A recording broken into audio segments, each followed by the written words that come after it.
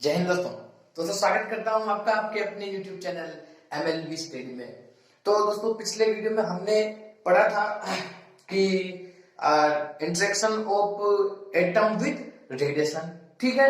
तो उसका थोड़ा बहुत अपन ने व्यू पढ़ा था और फिर हमने ये भी देखा था कि भाई क्लासिकल ट्रीटमेंट कब लगाते हैं और क्वांटम मैकेनिकल ट्रीटमेंट कब लगाते हैं। तो आज के ये वीडियो में हम पढ़ने वाले हैं कि भाई classical treatment of the incident radiation. तो जो इंसिडेंट रेडिएशन है उसका क्लासिकल ट्रीटमेंट आज हम पढ़ने वाले हैं, ठीक। तो अब ये देखिए कि सबसे पहली बात तो ये है कि ये जो ट्रीटमेंट है कब वैलिड होता है। तो ये ट्रीटमेंट जब ही वैलिड होगा तब number of incident photons are infinite, खचाखच बहुत सारे फोटॉन्स आएंगे, ठीक है। कोई 100 200 1000 5000 से काम नहीं चलने वाला है, इनफाइनाइट खचाखच आ रहे, तभी क्लासिकल ट्रीटमेंट वैलिड होने वाला है। इतना समझ में आ गया कि नहीं आ गया? चलो अब देखते हैं इसके डेरिवेशन वाले पार्ट पर आते हैं। बहुत ही खूबसूरत है और लास्ट के अंदर डेरिवेशन का जो रिजल्ट निकलेगा बहुत खूबसूरत है, मजा जाएगा वो देखकर आपको। तो वीडियो लास्ट तक देखना, बने रहिए वीडियो में, ठीक है। तो देखो कि फ्रॉम क्लासिकल इलेक्ट्रोडायनेमिक्स, अब अपन क्लासिकल इलेक्ट्रोडायनेमिक्स में क्या मानते हैं? प्लेन क्या होती है, वेव क्या होती है, प्लेन होती है ना। तो वो चीज अपन कुछ मानने वाला है तो पढ़ लेते हैं। देखो भाई, from classical electrodynamics we consider the incident radiation to be plane wave of polarization, ठीक है। और ई जिसका पोलराइजेशन ई है, that is propagation along the direction of n, ठीक है। और the vector potential is given by, ये चीज सबको पता है कि रेडिएशन को ART से लिखते हैं। आरटी में देखिए ये आर तो स्पेस पार्ट है और ये टाइम डिपेंडेंट पार्ट है। तो इसको कैसे लिखेंगे कि एक फॉर्म तो इसकी n naught e to the power minus iota omega t लिखेंगे, और अगली फॉर्म में कहने का मतलब ये है कि इसी को अपन एक तो ये तो इसका स्पेस पार्ट हो गया और ये इसका टाइम डिपेंडेंट पार्ट हो गया, ठीक। चलो, और फिर इसका यहाँ कॉम्प्लेक्स कॉन्जुगेट कर दिया तो ये माइनस आयोटा प्लस आयोटा हो गया। बोलो भी क्या दिक्कत है? कुछ नहीं है ना, ठीक। तो अब अपन इसका स्पेस पार्ट भी लेते हैं तो यहाँ a नोट बाहर आ जाएगा और ये पूरा प्लेन के लिए इक्वेशन क्या होता है? k dot r minus iota omega t, है ना। Iota k dot r minus omega t, ये होता है ना, गलत तो नहीं है ना, सही है, ठीक। चलो, और plus e to the power minus iota, इसके बाद में ये लिख लिया हमने। चलो, फिर क्या करना है कि यहां से एक चीज बढ़िया निकलने वाली है, खूबसूरत। तो देखिए कि कूलम्ब गेज कंडीशन क्या है कि डेल डॉट ए बराबर 0 होता है। अगर ये चीज 0 है तो हम ये कह सकते हैं कि भाई k dot A naught equal to 0। और ये जो कंडीशन है ना, इसको ट्रांसवर्सिटी कंडीशन कहते हैं, ठीक है। ट्रांसवर्सिटी कंडीशन कहते हैं, ठीक है। इसको ट्रांसवर्सिटी कंडीशन कहते हैं, ठीक है। इसका मतलब क्या है कि भी जो ये ART है ना, ये लाई कर रहा है in the plane perpendicular to the wave direction of propagation of n. ये किसके परपेंडिकुलर लाई कर रहा है कि प्रोपगेशन ऑफ वेव। जैसे ये यहाँ इस प्रकार से लाई कर रहा है तो जो वेव है इस प्रकार से प्रोपोगेट हो, मतलब ये परपेंडिकुलर वाला चीज दिखा रहा है। और ट्रांसवर्सिटी कंडीशन में हम क्या लिखते हैं कि परपेंडिकुलर होती है ना। चलो, अब अपन निकालते हैं कि भाई जो फोटोन आ रहे हैं खचाखच इनफाइनाइट, उनकी डेंसिटी निकालते हैं, ठीक। तो देखिए कि the energy density for a single photon, इसको ऐसे लिखते हैं। फिर यहां से हमारे को E फाइंड करना है और B फाइंड करना है। E क्या है? फिर मैग्नेटिक इलेक्ट्रिक फील्ड है उस वेव का, और B क्या है? मैग्नेटिक फील्ड है जो वेव प्लेन परपेंडिकुलर है, ठीक। तो सबसे पहले हम फाइंड करना चाहते हैं E। तो ये क्या होता है? इसका फॉर्मूला सबको पता है, मेरे को भी पता है और आप भी जानते हो। तो देखिए कि E equal to minus 1/c dA by dt, ठीक है। तो यहाँ A रख देता हूं मैंने, यहाँ A रख दिया, ठीक है। इसका आगे वाला पार्ट अब अपन करने वाले हैं। हाँ तो दोस्तों हमने अभी यहाँ तक पढ़ा था, ठीक है। यहाँ तक हमने एक्सप्रेशन लाके छोड़ दिया था और यहाँ पर A नोट भी है, ध्यान रखना, ठीक है। तो अभी हमारे को क्या निकालना है? इलेक्ट्रिक फील्ड का जो कंपोनेंट है वो निकालना है। तो उसके लिए ये अपने पास फॉर्मूला होता है minus 1/c dA by dt, ठीक है। तो अब क्या करेंगे भी इस एक को टाइम के रिस्पेक्ट में डिफरेंशिएट कर देंगे, कोई बड़ी बात नहीं है, कर लेंगे अपन, मैथमेटिक्स में होशियार है। तो करते हैं भी, देखिए। तो ये देखिए, अब ए क्या है, ए अपने पास पूरा वो स्टेप था। ए में एक बार लिख देता हूं कि a nought e to the power iota k dot r minus omega t और plus e to the power minus iota k dot r minus omega t. ठीक है, इसका डिफरेंशिएट करना, तो ए नॉट तो बाहर ही आ गया पूरा, ठीक है, और ये 1/c भी बाहर ही है, ठीक है, और ये माइनस चिन्ह चल रहा बाहर, है ना, ठीक है। तो अभी अपन क्या करेंगे कि इसको टाइम के रिस्पेक्ट में डिफरेंशिएट करेंगे, तो ये तो चेंज नहीं हुआ, बस इसका e to the power iota k to the minus omega t में मल्टीप्लाई में क्या आ जाएगा, आयोटा ओमेगा, क्योंकि जो t का मल्टीपल है वही तो डिफरेंशिएट में आता है, तो आयोटा ओमेगा बाहर आ जाएगा। तो यहाँ पर अपने पास क्या है, ये माइनस है, इसीलिए यहाँ पर माइनस आयोटा ओमेगा बाहर आ गया, और प्लस यहाँ पर क्या है, ये आयोटा ओमेगा बाहर आ गया। कोई दिक्कत वाली बात नहीं है ना, ठीक है। अब क्या किया, इस आयोटा ओमेगा को करने बाहर बिठा दिया, ठीक है। तो यहाँ आयोटा ओमेगा बाहर आ गया, ये वाला भी और ये वाला भी, ये माइनस अंदर रह गया, बाकी का स्टेप जो चल रहा है। तो अभी अपने को इस माइनस चिन्ह को हटाना है, तो कैसे हटाएंगे कि भाई ये मोड ऑफ ई निकालना है, मतलब ओनली अपने को इसका एम्पलीट्यूड मैग्नीट्यूड ही चाहिए, अपने को इसका डायरेक्शन से कोई लेना देना नहीं है। तो इसका मोड लेने के लिए ये माइनस हट गया, ठीक है, और बाकी का स्टेप जो रह गया। अब अपने को बी निकालना है, बी के लिए डेल क्रॉस ए होता है, सबको पता है, मेरे को भी पता और आपको भी पता है, ठीक। तो डेल क्रॉस ए होता है, तो कहने का मतलब डेल में क्या स्पेस पार्ट होता है, कहने का मतलब यहाँ जो डिफरेंशिएट होगा वो किसके रिस्पेक्ट में होगा, आर के रिस्पेक्ट में, ठीक है। तो जो आर, इस आर का मल्टीपल है आयोटा के, ठीक है, इस आर का मल्टीपल क्या है, आयोटा के। तो यहाँ अपने पास मल्टीपल में आयोटा के आ गया था, ठीक है, बता रहा हूं ना। फिर यहाँ पर माइनस आयोटा के आ गया था, माइनस आयोटा के मल्टीपल में इसके आगे, है ना।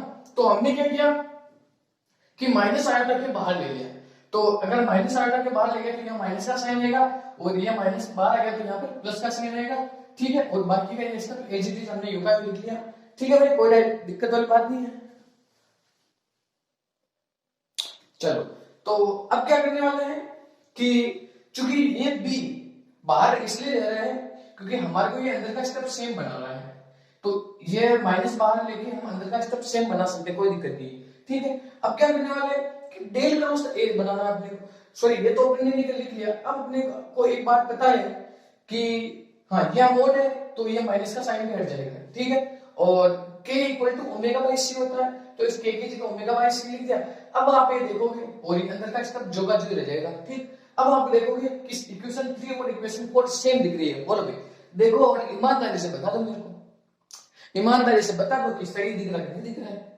चलो ईमानदारी में जानता हूं आपकी सही दिख रहा है, ठीक है, तो दोनों ही सेम दिख रहा है, तो यहां से हम कह सकते हैं कि mod of A equal to mod of B, ठीक है, मतलब amplitude magnitude of electric field component equal to magnitude of magnetic field component, ठीक है। अब देखिए कि हमने ये फॉर्मूला पता है कि फोटोन डेंसिटी निकालनी है, ठीक है, एक फोटोन के लिए ओनली, तो एक फोटोन के लिए ये काम कर रहे हैं अपन। तो ये तो यहाँ अभी मैं क्या कह सकता हूँ कि ये दोनों सेम है, तो यहाँ भी मोड ऑफ ई स्क्वायर लिख सकता हूँ, और ये दोनों सेम है तो 2e स्क्वायर लिख सकता हूँ मोड ऑफ, बोलो भी।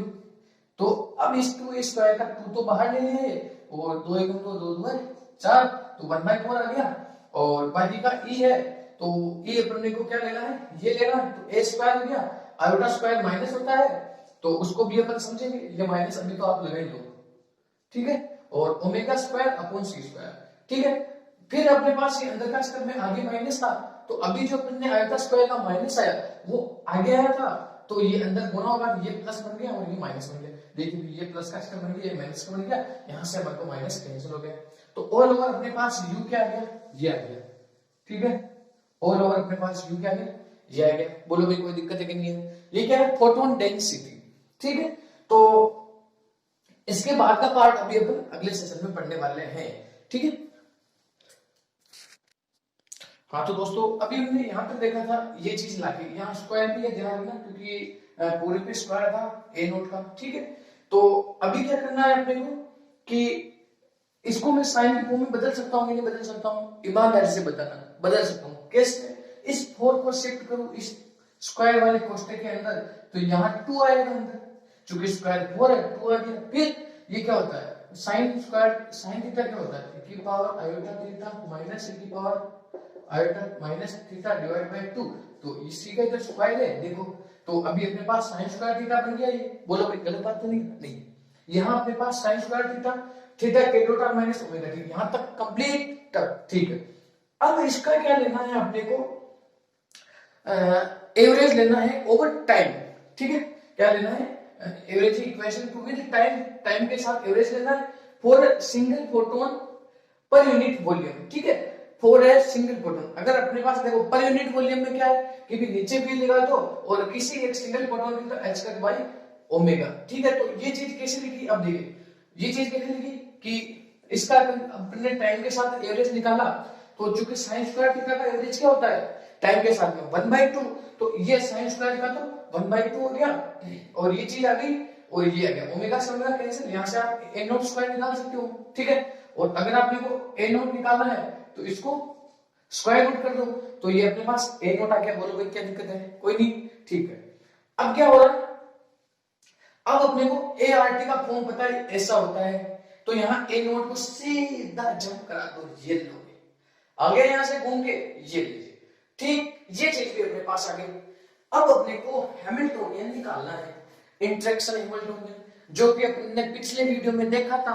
अगर आपने वो नहीं देखा तो यहाँ कार्ड पर देख लीजिए, जाकर देख लेना, कोई दिक्कत नहीं। और देख लिया तो चलिए रहिए, बने रहिए मेरे साथ एंड तक। वो भी एंड तक भी बनोगे तो जो खूबसूरत कहानी है वो आपको समझ में नहीं आएगी।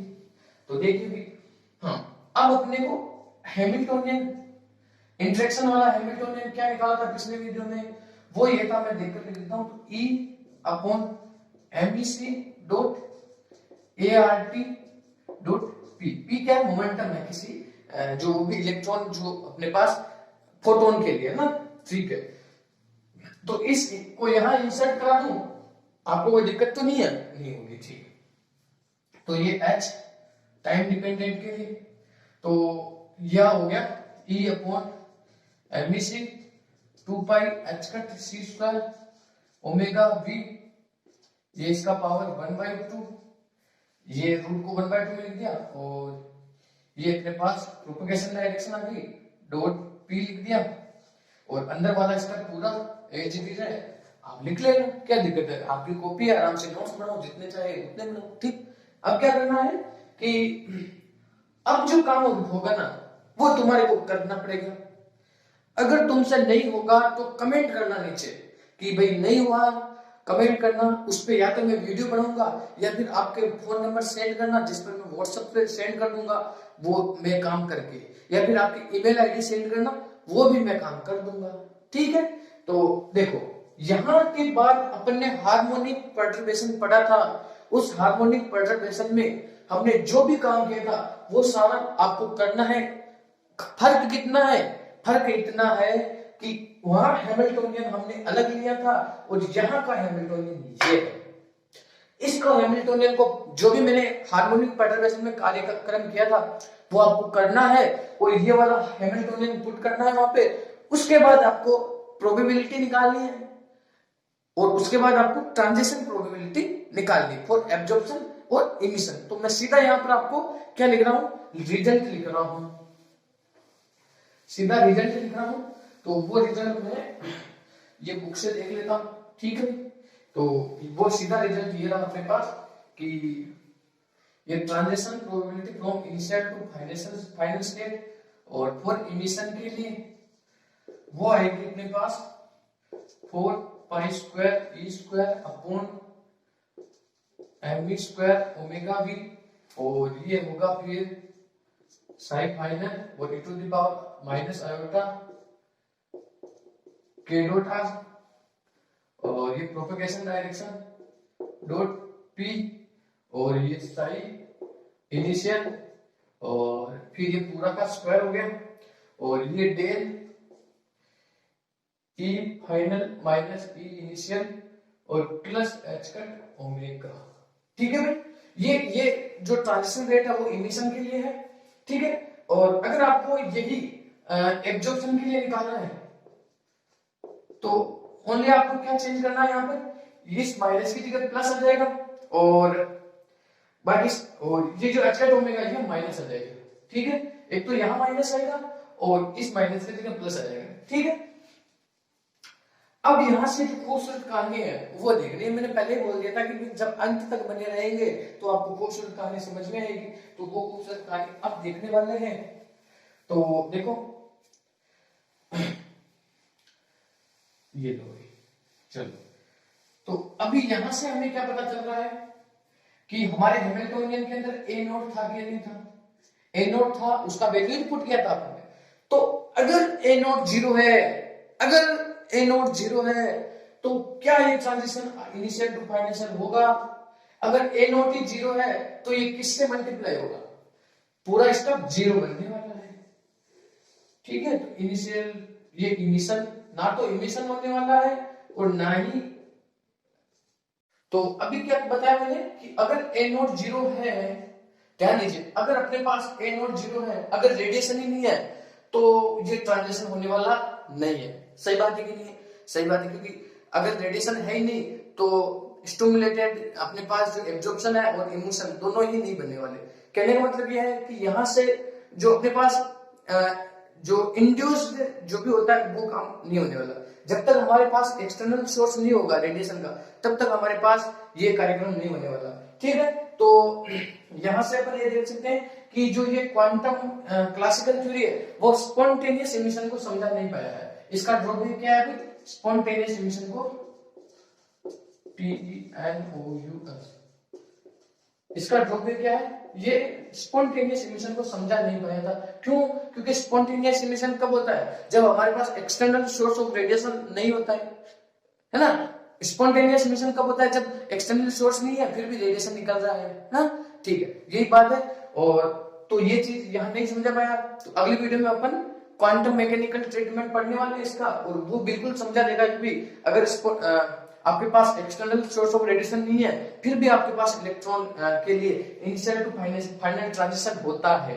ठीक है, आशा करूंगा वीडियो अच्छा लगा। अगर वीडियो अच्छा लगा लाइक करना, शेयर करना और अपने दोस्तों को भी शेयर करना, और चैनल पर नहीं हो तो चैनल को सब्सक्राइब करके बेल आइकन को प्रेस करना जिससे मेरी जो नई वीडियो जाएगी उसकी नोटिफिकेशन सबसे पहले आपके पास पहुंच जाएगी। अभी के लिए इतना ही, जय हिंद, जय भारत दोस्तों।